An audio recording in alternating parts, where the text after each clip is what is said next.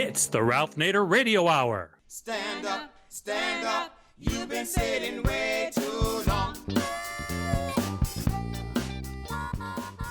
Welcome to the Ralph Nader Radio Hour. My name is Steve Scrovan, along with my co-host David Feldman. Hello, David. Hello, Steve. And the man of the hour, Ralph Nader. Hello, Ralph. Hello, everybody. We're talking about citizen victories today. For more than 4 years, the Sierra Club in Maryland has been fighting Governor Larry Hogan over an $11 billion highway expansion bill.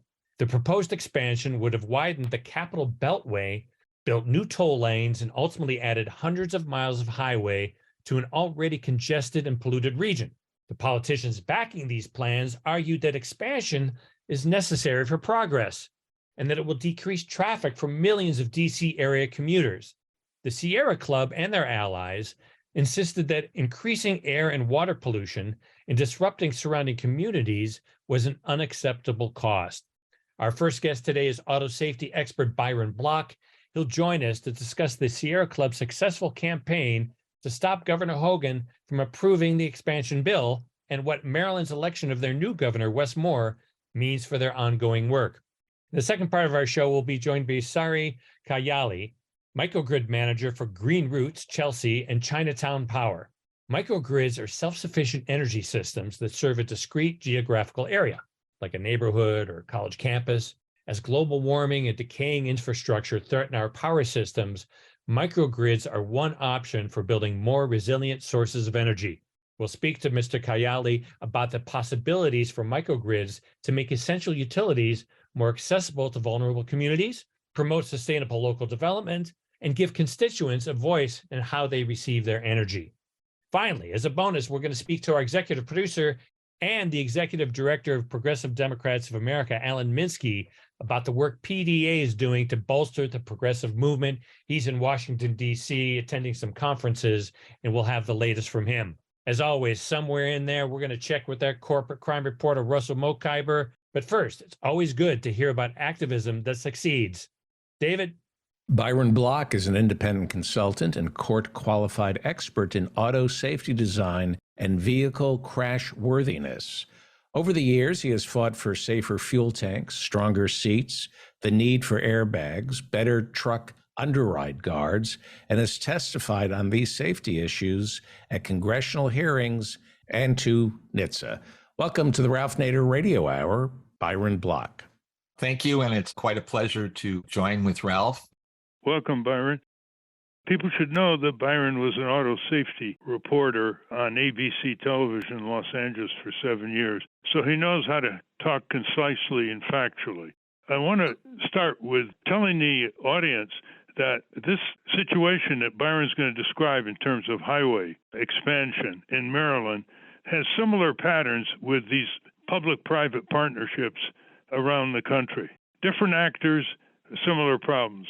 And Byron lives in Potomac, Maryland, and so he caught wind of this Australian corporation connecting with the Maryland state government and proposing what's called a public-private partnership to widen the major I-270 and I-495 highways in the greater D.C., Maryland, Virginia area. And in a detailed description submitted to the authorities, Byron Bloch says, quote, "The scheme is fraught with critical public health and safety hazards that will adversely affect adjacent communities and counties for decades to come. Many thousands of our citizens will be sickened with asthma, silicosis, lung cancer, and the Hogan Transurban scheme is unwarranted, irrational, must be stopped from proceeding any further. Indeed, it even increases traffic congestion." Now, I'm going to give away the result, but Byron and others he's going to describe stopped this project cold.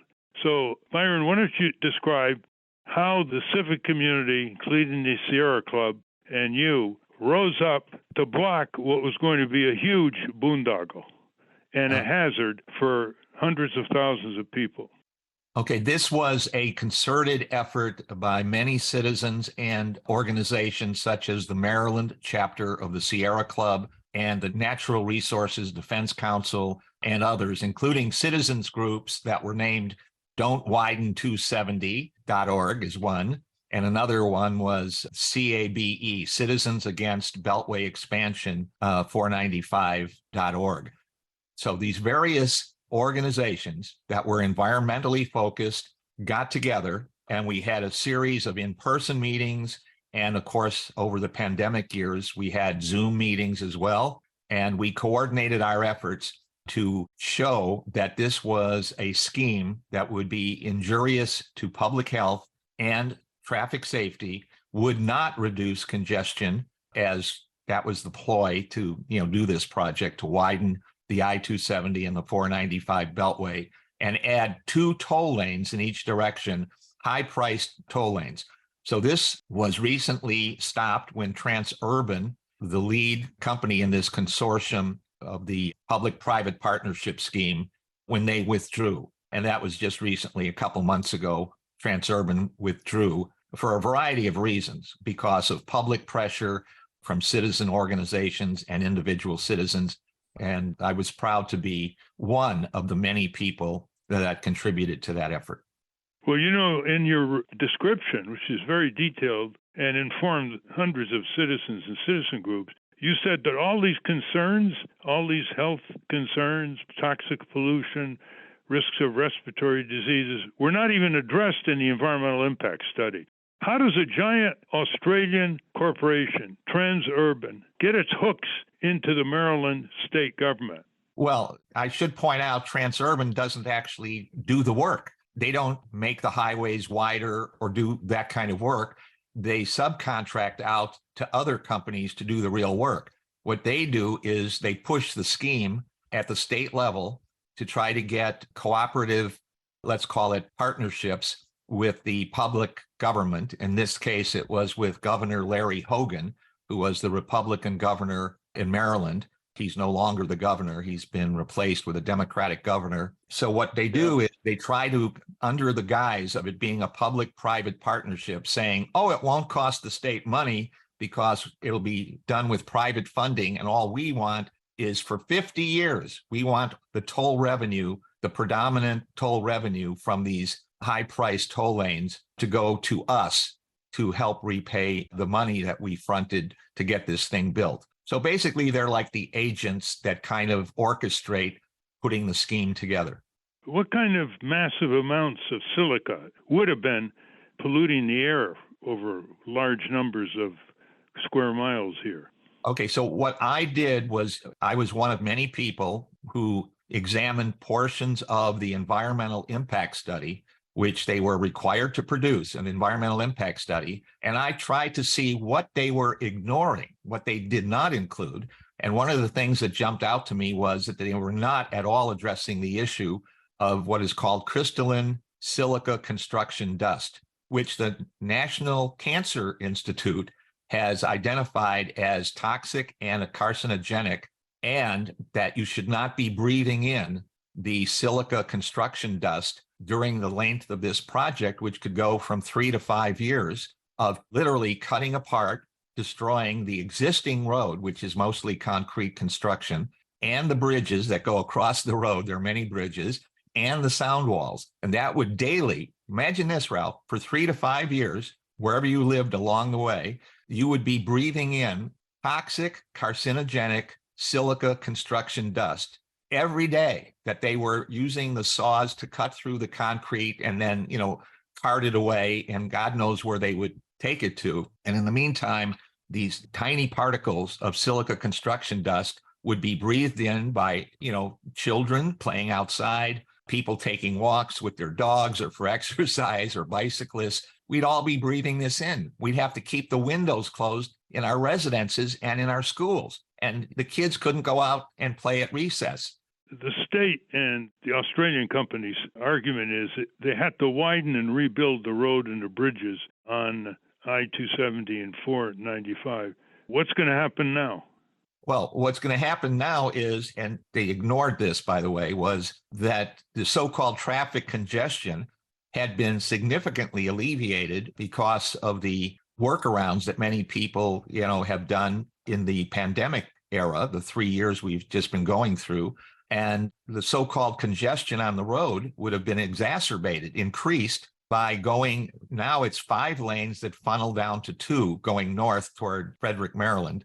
And can you imagine if they're saying it's a congested road now where you have 5 lanes funneling down to 2, but we want to make it 7 or 8 lanes funneling down to 2, you're going to increase the bottleneck problem of funneling even more lanes of traffic down to those same 2 lanes as you go north of Gaithersburg to Frederick, Maryland. How do they draw it down from 5 to 2? That seems to be contradictory what they're trying to do. Is it because of the construction period that they have to do that? No. Right now, from Gaithersburg north to Frederick, that stretch of road is only 2 lanes in each direction. So what they should have focused on, but didn't, was widening the 2 lanes that go north from Gaithersburg, Maryland, north to Frederick, Maryland, make those lanes, instead of 2, make those 4 lanes or possibly 5. They should have been widened previously, but that would alleviate the bottleneck situation of the traffic, certainly the northbound traffic, which is what one of the major things they're saying that this transurban scheme was going to alleviate. After the victory, you think they're coming back, that the Australian company and their allies are going to come back with another scheme?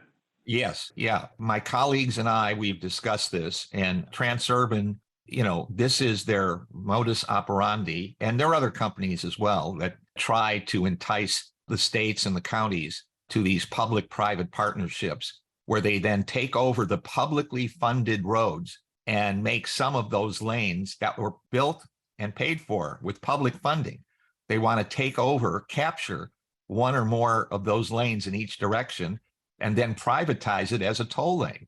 So they're very creative in promoting under the guise of it'll alleviate traffic congestion, but they ignore the environmental impact. They ignore the silica construction dust that will give children and adults respiratory diseases. And by the way, when they were challenged on that, they said, well, we may. They came back with a modification in the environmental impact study, and they had not addressed this initially, Ralph, disgracefully so. They had totally ignored it. And the response was, we're going to consider using the tanker trucks with water to water down the work areas where we're going to be cutting the concrete. So then we can sort of suck up the silica construction dust, which will be in the water. Now, that process is a very marginal process at best. And it's even been criticized within the road building industry as being a marginal, basically, minimally effective way to capture the silica dust. Before we get to the overall goal that affects all public highways in the U.S., which is corporations are basically going to the states and saying, look, we can relieve you of running these highways. We just take them over on 50-year leases. We collect the tolls, and the politicians seem to get relieved short term.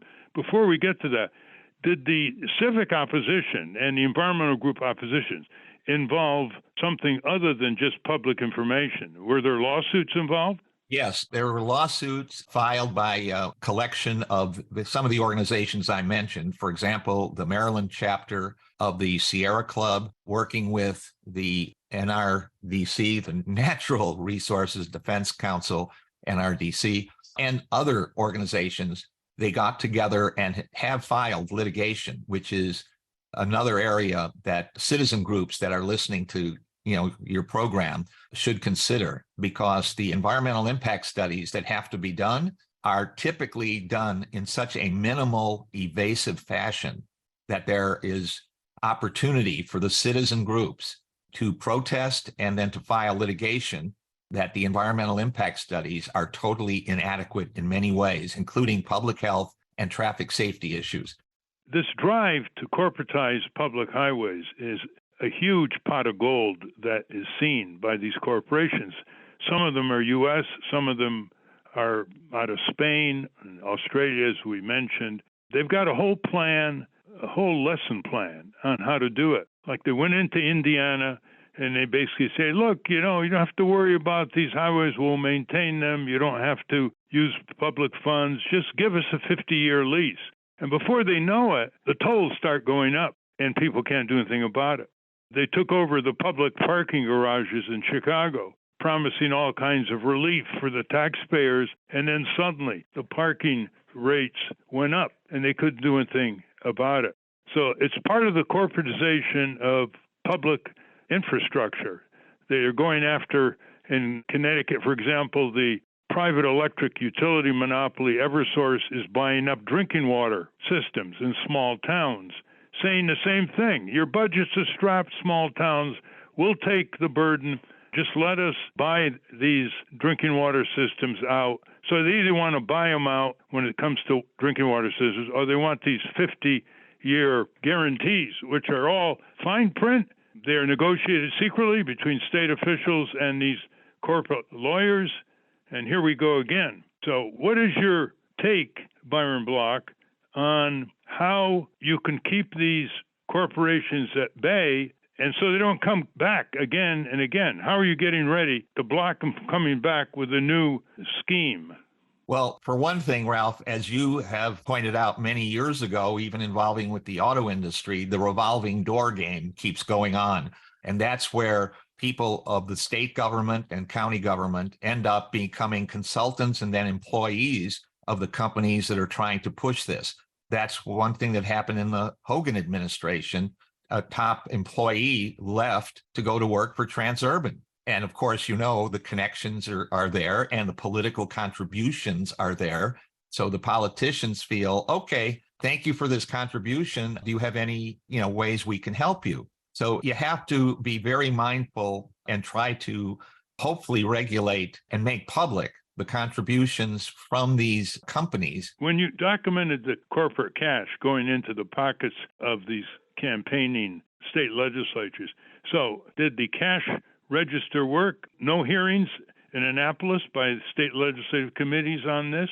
Correct. Yes, it was pushed through as a godsend, pushed by Governor Hogan, that this is a way that we can alleviate traffic congestion and not have to spend our money because this nice company from Australia is going to fund everything and alleviate the financial burden on the citizens of the state of Maryland. And was the 50-year contract released publicly for review before it was signed off by state officials? No, not yet. So is it public now? No. This is being requested in the litigation process that the contractual obligations of the state to pay Transurban or whoever would be the privatized party for the payback on the toll scheme. Listen, this is what we've been talking about week after week. The corporate state arrives in different manifestations, the military-industrial complex and the Pentagon. This is what's going on at the state level.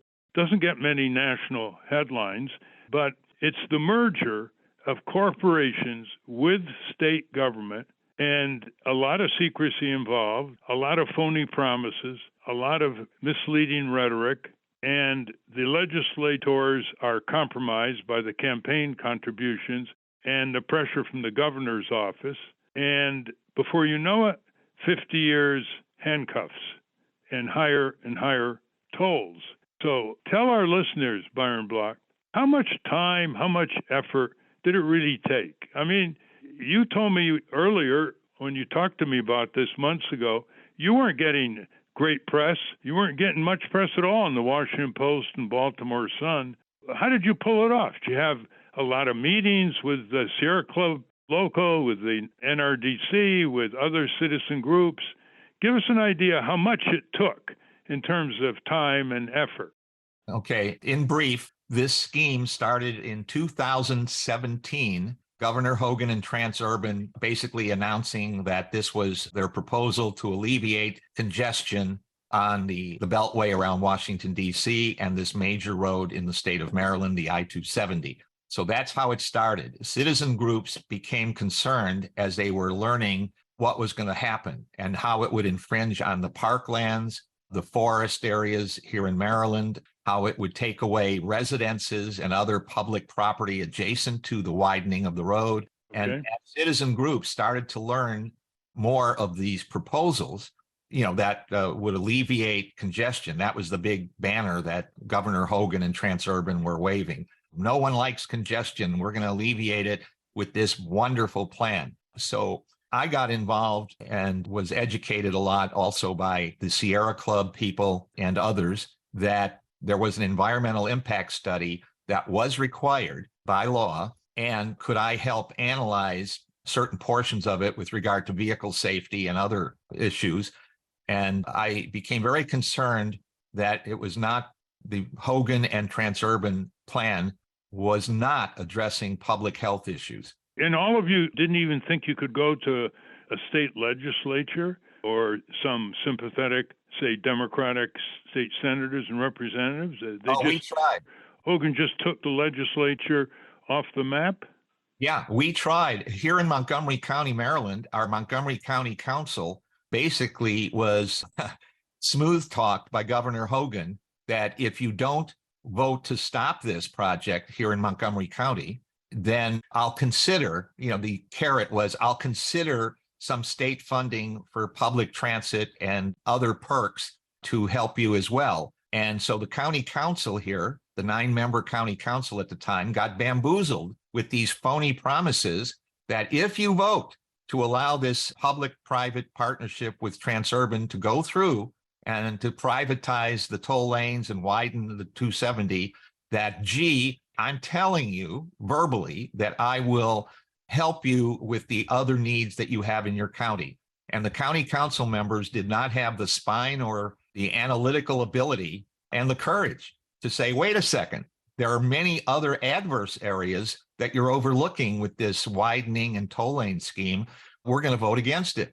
Okay, so thank goodness for judicial procedures. I think the giant Australian firm Transurban said, they've got a very credible case to defeat a motion to dismiss, and this is going to have to go through the courts for months, if not years. We're out of here. Byron Bloch, I want Steve and David to come in here because they have some questions or comments. Yeah, Byron, glad to have you here. Aren't freeways, highways kind of like fish tanks that no matter how big you make the road, the traffic conforms to the size of the road? Does it really relieve congestion, all of these widening schemes? Because I live in Los Angeles, that never seems to happen. No. And I used to live in Los Angeles. And one of the main reasons my family and I left was the insane, overly congested roads. Take you 2 hours to round trip it to something at an adjacent area that should be a 20-minute round trip became a 2-hour round trip. And Steve, you probably have seen what they've done with the San Diego freeway going over the Sepulveda Pass.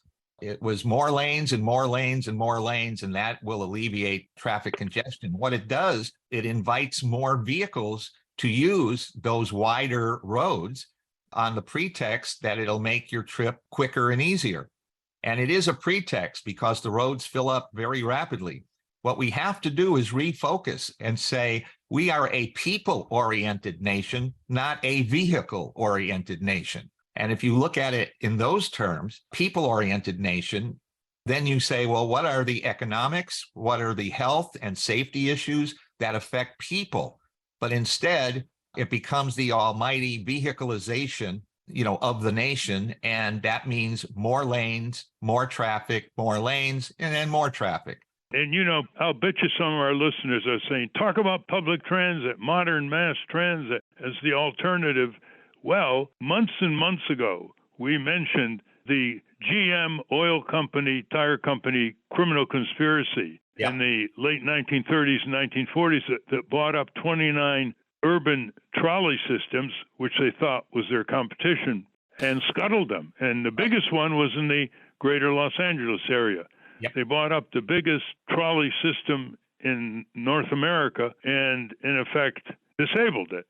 And they were caught by the Justice Department, criminal prosecution under the antitrust laws in Chicago, federal district court. And the Justice Department won. The fine on General Motors was $5,000. Yeah. I mean, to this day, people are suffering in Southern California because of this criminal conspiracy. They're suffering from air pollution, from delays, irritation, auto crashes, all of which could have been minimized by maintaining and modernizing this great trolley system. When this Hogan and Transurban scheme was put forth, one of the things that jumped out to me was that this was not a multimodal transportation proposal. It was only widen the roads and add toll lanes. Where was any public transit or, for bicyclists and pedestrians and other concerns, as well as rapid transit trains and electric buses and so on? And I said very succinctly, if this were proposed instead of here in Maryland, if it were proposed in Europe, it would have been laughed at like it doesn't have anything multimodal, which to most of the European nations makes it a non-starter unless you include multimodal transportation, meaning public transportation as well as, car-centric. So that was a sort of an alarm right from the beginning. Where's the multimodal? On that point, Byron, how can people get a hold of your very clear, documented case against this boondoggle that was defeated for the time being by civic action? Yeah, actually, the Sierra Club used that same thing that I sent to you. They used that as part of their submission to the state in opposition to the transurban scheme. And the Sierra Club would be the resource to contact. So it would be the sierraclub/maryland.org. And by contacting the Sierra Club of Maryland, that's where they have that information, my pages and information as well. David? What's the environmental impact on people who live alongside toll roads? Because many people who drive professionally know how to avoid tolls. So what do toll roads do to service roads and city streets? Well, you mean increases the traffic going on and off the toll lanes. And sometimes they have to build the flyover ramps that go up in the air to get the centrally located toll lane entry and exit across the other public lanes as well. So it becomes like you see in Los Angeles, the multi-level ramps that go in all kinds of directions, as you try to figure out where to connect to. So it's along those lines. But the health effects are horrific. Even the increase in the particulates from the tires and the brakes cause toxic materials to be ingested by citizens who live, within a mile or two even of these increasingly congested roads. So it's a major health hazard that is not being addressed at all. The toxic silica construction dust during the phase of the demolishing the existing concrete structures and then rebuilding, that's not addressed, nor is the particulate inhalation from the tires and the brake linings and so on. That is not addressed at all. So we are literally breathing in the materials that will give all of us asthma, silicosis, COPD, and lung cancer. And it's not a maybe. It's well documented by the American Public Health Association, by the National Cancer Institute.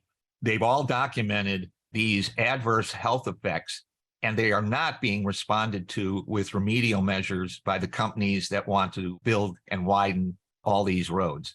Unfortunately, we're out of time. We've been talking with Byron Bloch, auto safety expert, advocate, expert witness in product liability cases, who joined this citizen movement with environmental groups using the courts to block this ill-considered boondoggle that was conceived in secrecy and perpetrated with corporate campaign cash spreading around. I was surprised, Byron, that the Washington Post didn't highlight this more because it has a number of reporters for their Maryland edition. But you prevailed anyway, and we'll keep up to date if the Australian company comes back for a second attempt to get this accomplished. Thank you very much, Byron. Thank you, Ralph, for bringing this subject to public attention. We've been speaking with Byron Bloch. We will link to his work at ralphnaderradiohour.com. Up next, we welcome Sari Kayyali to talk about microgrids. What are they? What can they do? But first, let's check in with our corporate crime reporter, Russell Mokhiber. From the National Press Building in Washington, D.C., this is your Corporate Crime Reporter Morning Minute for Friday, May 19, 2023. I'm Russell Mokhiber. The National Highway Traffic Safety Administration said last week that 67 million airbag inflators made by Knoxville, Tennessee-based ARC Automotive pose an unreasonable risk of death and injury to vehicle occupants and must be replaced before more people die. In a statement eerily reminiscent of Takata Corporation's decade-long resistance to recalls of its own airbag killers, ARC refused to comply. ARC appears to be following the Takata playbook said Jerry Cox, who wrote a tell-all about how Takata and its carmaker customers manipulated federal regulators and courts to minimize the cost of replacing inflators that have killed 36 people and grievously injured several hundred others. For the Corporate Crime Reporter, I'm Russell Mokhiber. Thank you, Russell. Welcome back to the Ralph Nader Radio Hour. I'm Steve Scrovan, along with David Feldman, Ralph, and the rest of the crew. Let's find out about microgrids. David? Sari Kayyali is a mechanical engineer and the microgrids manager at Green Roots Chelsea, a community-based organization with a 20-plus year track record of achieving significant environmental justice accomplishments and public health victories. Welcome to the Ralph Nader Radio Hour, Sari Kayyali. Thanks for having me. Yeah, welcome indeed, Sari. You're working out of Chelsea and Boston, Massachusetts, developing something known as a microgrid. So for all the listeners who are fed up with their electric monopoly company, the arrogance, the dominance, the unaccountability, the control over the regulators, this is the first foothold where local communities can set up their own microgrids for multiple purposes. Now, I know that very few people know what a microgrid is, and that's why we have Sari Kayyali here to discuss it. Tell us what a microgrid is before you tell us what you're doing in Chelsea and part of Boston, Chinatown, right as we speak. Yeah, so microgrids are essentially defined by local electric generation. Traditional electric grids, they'll generate power at a power plant pretty far away from the customers they're serving. They will transmit that electricity over those large transmission lines that you'll see along the highway and step down the voltage and distribute it on the electric lines that you'll see like from street poles in neighborhoods. So microgrids have their own advantages in that by having your electric generation on site, you have a more resilient form of electricity so that if that traditional grid loses power, you'll have backup power, and it can be more efficient. The transmission process can cause like a 5% loss in the power that's being generated. And it lets you switch back and forth between the electricity that you're generating and the electricity that the traditional grid is generating, since the cost of electricity varies based on how many people are using the grid at any one time. So in other words, it can be a competitive tool by customers, residential and business customers, against the prevailing monopoly. 3 years ago or so, Eversource confronted inadequately a storm and resulted in anywhere from 4 to 8 days blackout in parts of Connecticut and Massachusetts. And they never really fully held accountable in order to reimburse fully the customers. They could have dealt with the legislature here in Hartford to get out of it. They didn't have adequate technical people in the field. They had to import some from Canada at the time. How are you getting these microgrids authorized locally when Eversource is regulated at the state level? Where's the elbow room come from here? The local town government or what? Yeah, so while we are working with the local municipal government in Chelsea, we are still stuck operating through Eversource, the local electric utility.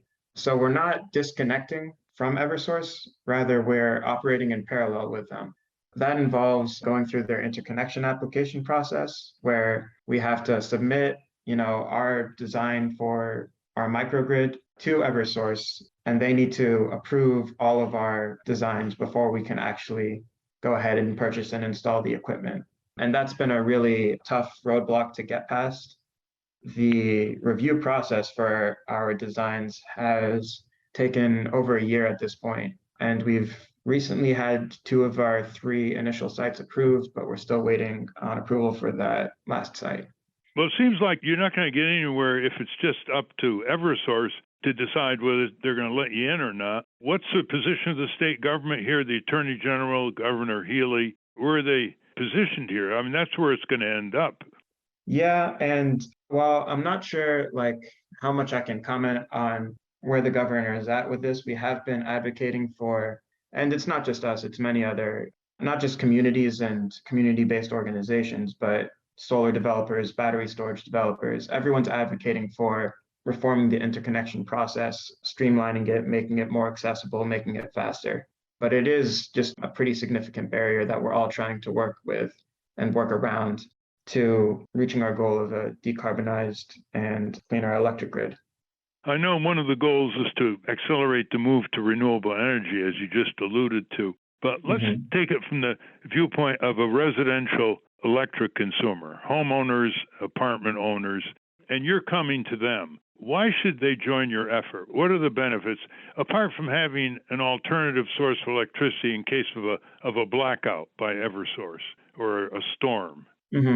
Well, we also offer electric savings. So we can essentially, between Eversource and the state, there are a host of tax incentives and programs that you can participate in that will allow your clean energy assets, specifically solar panels and battery storage, to bring you revenue. And so we come in, we offer to install the batteries, and by owning and operating and coordinating all the batteries at these different sites together, we can control a larger load, which allows us to tap into more lucrative revenue streams than any one of these sites would be able to tap into just on their own. You're also working in Chinatown in Boston, one of the worst polluted areas in Boston, if not in the state. Who are you working with there? So we are working with Chinatown Power Inc., which is a public benefit corporation. It was founded by members of the Chinese Progressive Association and the Chinatown Community Land Trust. I know that you were once asked, what did you learn about these projects in your interviewing process that you found surprising? And you said, quote, I was pleasantly surprised to discover the level of excitement among community members and the efforts being made to empower them to make energy decisions for themselves. It's refreshing to see the community being treated as a partner rather than as an obstacle, end quote. Well, this is going to be a little difficult, listeners, to have Sari explain. But in the old days, you only paid for the electricity you used. Then came along a regulation that said, okay, you're going to have to pay a minimum amount regardless of how little you use. And now they have something called peak rating. Could you explain how these microgrids can relieve people of some of these peak rating surcharges on their monthly bill? Yeah, so basically when the grid is operating at peak consumption, that means it's the most electricity that's being used like for that year, for that day. Like a hot summer day, summer day. You have a hot summer day, everybody's running their ACs on high, trying to stay cool. We're using more electricity than the grid is typically designed to handle. So the utility needs to fire up what they call peaker plants. They're more expensive to operate than their typical power plants. They're less efficient, but they have the advantage that they can start up faster. And it's pretty expensive for them to operate, and they essentially just shift that cost onto the consumers. And so by reducing your consumption, whether that's through a battery or like a smart thermostat, which will just like reduce the level your AC is operating at for a little bit, you can reduce the utility's reliance on these peaker plants. And the utility will actually pay you not to use their electricity in that case, because then they don't need to buy this expensive electricity from these peaker plants. Now, before we talk about what microgrid is doing around the country, there are a couple specific things. You said when someone asked you, what are the benefits of microgrid? You were very specific. You said, when the main grid goes down, your lights stay on and your internet stays connected. The rest of the time, we can monitor electricity demand to strategically alternate between the main grid, that's Eversource, and the microgrid to save you money on your electric bill by reducing the dependence on inefficient peaking plants that energy companies rely on when demand is high. With microgrids, we can reduce our dependence on fossil fuels, improve the resilience of our electric grid, and save people money all at the same time. I'm quoting you. But I don't think people understand quite what a huge task you have, because you have to sign up building by building, don't you? Yeah. Explain that. So it's been tricky in both locations we're working in, but essentially we need to go building by building, perform like a full assessment of their current electric consumption, their boilers, their water heaters, their heating systems, the quality of their insulation, their windows, their roof capacity to see whether or not the roof can support the added weight of solar panels. So it's a pretty involved process. We're trying to get buy-in not just from the building owners, but also from the building residents. We do a lot of education about the work we're doing and about its advantages. And all of that needs to be done before we can even submit our designs to Eversource, and then wait for approval and so on. You must have a pretty remarkable city government in Chelsea, Massachusetts. How large is Chelsea? Chelsea has a population of, I believe, roughly 45,000 people. 45,000 people. And they have formally embraced the following goals and principles for microgrid. 1, community ownership and governance. 2, ongoing project expansion. 3, reduced emissions. 4, improve public health and environmental justice. 5, minimal waste and toxins. 6, creating local jobs with livable wages and job training opportunities. 7, socially responsible and diverse supply chain. Finally, value-aligned financing. Well, that's an amazing position by a town government. Are they being besieged by Eversource lobbyists? They're well known to throw their weight around. The CEO of Eversource makes over $11,000 an hour, by the way, on a 40-hour week out of Boston. Are they fighting it in Chelsea? Because if Chelsea breaks through, other cities and towns may wish to emulate them. Mm-hmm. I wouldn't say they're being besieged. I'd say, this approach that we're taking is built around working through the existing system, as inefficient as that is. So aside from, the typical bureaucratic delays and whatnot, we haven't really seen a lot of pushback from Eversource, at least in Chelsea. Are you getting good press? Yeah, I think there's been a lot of excitement around the project. Sari, some old timers may be reacting this way among our listeners. There are over 1,000 publicly owned electric companies in America. Over 1,000. For example, Jacksonville, Florida is public. We all know about Tennessee Valley Authority as a generator, public. What do you say to someone who says, why don't we just try to take over the utility and replace it with a municipal utility? Davis, California, I think, tried to do that years ago. What do you say about that? And then you see, you've got your entire show. You don't have to deal with Eversource and overlap and pushback, etc. Mm-hmm. So, while I can't speak to the process in other states, I know at least in Massachusetts, establishing a municipal light plant, it's not something that's been done. It's in, I want to say 100 years. And one of the main reasons for that is just the process by which you establish that involves getting approval from the utility to form your own municipal utility. You mean utility regulator, the state regulator? I believe it's from the utility as well. I can double check that. I think there are about 4 towns in Connecticut that have their own municipal electric company. So these go back a long ways, when there was more support for public facilities than there is today.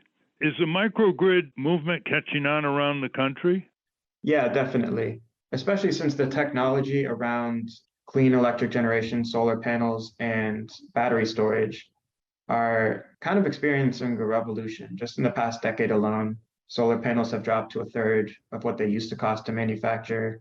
Battery storage has improved dramatically in terms of energy density, cost, and reliability. And so a lot of places around the country are looking to these as solutions. Microgrids have been around for a while. They don't necessarily need to use clean technology. You can have a microgrid that's powered by a diesel or natural gas generator. But specifically, clean microgrids are really, catching on all around the country and around the world as a method of bringing electricity to rural locations. What if people want to get more information about microgrid and what you and others are doing? Can you give them a website slowly? Yeah, microgridknowledge.com is a great website for information on microgrids and news about microgrid projects around the country and around the world. Listeners should know that Sari Kayyali is a mechanical engineer, so don't hesitate asking him technical questions about this. Can you give the website once more before we close, Sari? Yeah, that's microgridknowledge.com. Also, if people are interested in learning more about Green Roots, they can go to greenrootschelsea.org. And especially people in Massachusetts, because this could spread first in Massachusetts coming out of Chelsea. Thank you very much, Sari, and good luck to you. Thanks for having me. We've been speaking with Sari Kayyali. We will link to his work at ralphnaderradiohour.com. Finally, we're going to segue right into our next guest, who happens to be in Washington, D.C. for an organization, Progressive Democrats of America. They're working to promote progressive issues. David. Alan Minsky is a lifelong activist and executive director of Progressive Democrats of America. Alan has worked as a progressive journalist for the past 2 decades. He was program director at KPFK Los Angeles from 2009 till 2018, and he has coordinated Pacifica Radio's national coverage of elections. He is the creator and producer of the political podcast for The Nation and Jacobin magazine, as well as a contributor to Common Dreams and Truth Dig. Welcome, Alan Minsky. Great to be with you guys. Alan, so you're in Washington, D.C. with the PDA. What are you doing there? What's going on? Well, I'm coming here now because one of the things I got involved with when I became a director of PDA was really looking out at American society, thinking about where the progressive movement is and what the movement needs to do to become a really mature movement, that the public can have faith that we can have progressives lead the US government. And there's a whole bunch of elements that really the progressive movement hasn't been that attentive to, including things like industrial production and just the transformation, what it requires between the work between state business and government to transform American society so that it's operating on clean energy, so that it's industrial manufacturing, doesn't have breaks in supply chains. I mean, of course, this was 5 years ago before the pandemic, but I was even more confirmed by the necessity of this kind of transformation with the COVID pandemic and the breakdown in the supply chains. So I got involved with a lot of projects that aren't that common for progressives to be involved in. And one of them is advocacy for high-speed rail. Another, by the way, is to develop a whole new manufacturing policy for the United States of America that's pro-labor, pro-green energy, et cetera. But I am at the sort of highest profile high-speed rail conference that's been held probably ever in the history of the United States here in Washington, D.C. And it's absolutely fascinating, as the Ralph Nader Radio Hour listeners probably know, because they're very sophisticated. Almost all of the rest of the industrialized world features high-speed rail as part of its national transportation system. Well, you go back a few decades, and it was unquestionable the United States was the most technologically advanced country. And you hear in the press that, well, that's not really the case anymore. Other countries are passing us by, and there's no really way to make that clear to people other than to point out that with high-speed rail, there's not a single mile of high-speed rail, true high-speed rail in the domestic United States. And of course, China now has the largest, most elaborate high-speed rail system the world has ever seen. It's all throughout Western Europe. It's basically all throughout the rest of the world that's rich, except the United States. And so this really is an industrial social necessity. Of course, high-speed rail can have zero carbon emissions. And of course, it'll be an incredible manufacturing boom for the United States. It will be an employment boom. And I'm very excited to be the sort of progressive voice in the room with a bunch of capitalist industrialists. So it's great. What will it take, Alan, to get high-speed rail in the United States? Well, that's the thing, is it takes a lot. And one of the things it takes, of course, are federal incentives. And we saw some of that come to fruition with the large bills that were passed finally in the last Congress, when the Democrats held both houses of Congress with a very thin majority, and then, of course, with Biden in the White House. So we've had some of that incentivization take place, and that is helping with, it looks like a few projects are starting to approach completion. I remember the Obama stimulus package of 2009 with shovel-ready projects, and he and Biden were pushing high-speed rail back then. Within 3 or 4 years, it was dead in the water. High-speed rail between Los Angeles and San Francisco and Sacramento turned into a joke, and they said this is never, ever going to happen. So are we looking at the same thing? Well, one of the things, you go to a conference like this, and as much as I've thought about high-speed rail, you go to a conference like I'm at right now, and you learn so much that you sometimes forget about. But, one of the things was, okay, it's going to be easy to build this line through the Central Valley in California, but it's going to be difficult to connect the Central Valley to Los Angeles because of the mountains that are referred to as the Grapevine and the mountains that go between San Francisco and the Central Valley. But, what country had the first high-speed rail? It's Japan. which is basically, a set of volcanic mountains sprouting out of the Pacific Ocean. They tackled that in the 1960s.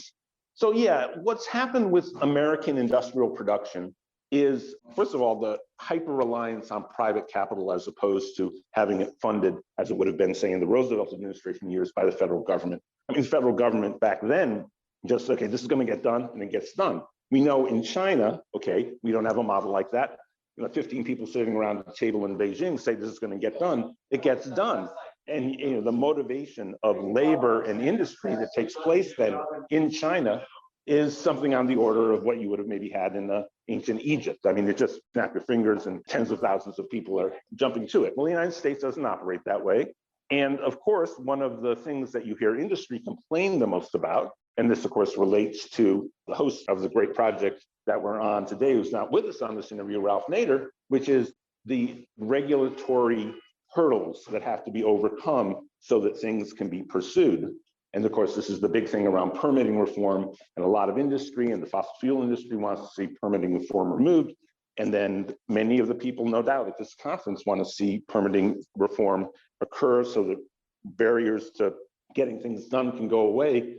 But I just think it's all very mismanaged. I, of course, disagree with those industrialists. I think environmental justice protections have to be in place, and they really are not the barriers. I think the primary barriers have been, I think that's largely a ruse. I would say the primary barriers are when you rely so much upon private capital to fund projects. Private capital is not going to invest in projects they don't think they're going to get a return on. So you need federal government to take the initiative. And by the way, I do think that these could become profitable very quickly, especially, and then, of course, I believe that those profits should flow back to the people of the United States if the money is put in by the federal government. But that hasn't been the way American government, especially since Ronald Reagan, has been organized. Everything is structured so that all the losses are socialized and all the gains are given to the investor class. So I think that's at the core of the problem. Let's just wrap up this discussion with a final word, brief word here, Alan, about kind of the post-Bernie progressive movement. I mean, Ralph spoke pretty sharply about Bernie endorsing Biden without any conditions a couple of weeks ago. What is the Progressive Democrats of America take on that and the post-Bernie progressive movement? Oh, that's, of course, I live and breathe that question every day. I wake up with that on my mind and I go to sleep with that on my mind. First of all, Progressive Democrats of America, we will work for the Democratic nominated candidates after the primary season. We never endorse candidates, officially endorse candidates who do not stand for the core public policy platform that we call for. So that's our position. We didn't so officially endorse Joe Biden for president at any point in 2020, and we probably won't in 2024. That doesn't mean that we won't be mobilizing our members to get them elected after the primary season. So yes, I pretty much harmonize with exactly what Ralph said about this appointment in Bernie. As for the progressive movement, yeah, this is a very, very tricky moment for the progressive movement because we cannot be naive about what elevated us to the level where we are now, where we have a voice in the national political stage. And what achieved that were the 2016 and 2020 Sanders campaigns. The presidential elections in the United States of America are followed hourly by people across the world. The level of interest in the general population towards any election across America is minor compared to the presidential primaries, and then above that is the general presidential election. It is simply the largest spectacle in all of American society. Well, Bernie Sanders effectively took a close third place in 2 successive elections, and in doing so, brought into the national public discourse a set of public policies broadly embraced, by the way, more than the policies of moderate Democrats or the Republican Party into the national consciousness. So in 2024, in the absence of a strong progressive challenger inside the Democratic primaries, the fear that progressive policies will get, again, sort of remarginalized is very real. And we as a progressive movement have to be conscious of that. And of course, all money, the entire establishment political apparatus wants nothing more than the marginalization of progressive politics. And we see that from the avalanche of money that pours into Democratic primaries against progressive candidates. So what I think we need to do as a movement is clearly elevate the progressive platform and then make sure it plays in front of the American people across this electoral cycle some way, somehow. My favorite method would be to have a set of clearly competitive congressional and senatorial candidates. But again, Senate candidates cost a lot of money. There's not the passion that exists for the presidential race. I mean, Bernie outraised anybody in the Democratic field last time. And in the last election cycle, it was $19, not $27. $19 was the average donation. You can't get that in a Senate race because the public passion isn't there. I mean, we'd like it to be so, but we'll see what we can do on the Senate level. We'll certainly see a bunch of great people who are running for the U.S. House of Representatives, who are progressives, who are challenging more moderate candidates. I'm hopeful that those candidates can capture the public imagination. And whatever the case may be, we find a way through this election cycle to keep progressive policies front and center in the national political discourse. So that's what we're intent on doing at PD Day. Well, Alan Minsky, thank you for joining us from a hotel lobby in Washington, D.C., and taking some time out from the events that you're attending there. Alan Minsky is the head of the Progressive Democrats of America. We will link to his work at RalphNaderRadioHour.com. Thank you very much, Alan. It's great to be with both of you, and I apologize for any audio problems. No problem. Take care. I want to thank our guests again, Byron Bloch, Sari Kayyali, and Alan Minsky. For those of you listening on the radio, that's our show. For you podcast listeners, stay tuned for some bonus material we call the wrap-up, including the return of Francesco DeSantis. And in case you haven't heard, a transcript of this program will appear on the Ralph Nader Radio Hour Substack site soon after the episode is posted. Subscribe to us on our Ralph Nader Radio Hour YouTube channel. And for Ralph's weekly column, it's free. Go to nader.org. For more from Russell Mokhiber, go to corporatecrimereporter.com. We have a new issue of the Capitol Hill Citizen. It's out now. To order your copy of the Capitol Hill Citizen, Democracy Dies in Broad Daylight, go to capitolhillcitizen.com. And remember to continue the conversation after each show. Go to the comments section at RalphNaderRadioHour.com and post a comment or question on this week's episode. The producers of the Ralph Nader Radio Hour are Jimmy Lee Wirt and Matthew Marin. Our executive producer is Alan Minsky. Our theme music, Stand Up, Rise Up, was written and performed by Kemp Harris. Our proofreader is Elizabeth Solomon. Our associate producer is Hannah Feldman. Our social media manager is Stephen Wendt. Join us next week on the Ralph Nader Radio Hour. Thank you, Ralph. Thank you, everybody. It's good to have a victory or two. Power in your hand. I'm only trying to school you. Listen to me, people. Do you understand? We gotta stand up. Oh, you've been sitting way too long.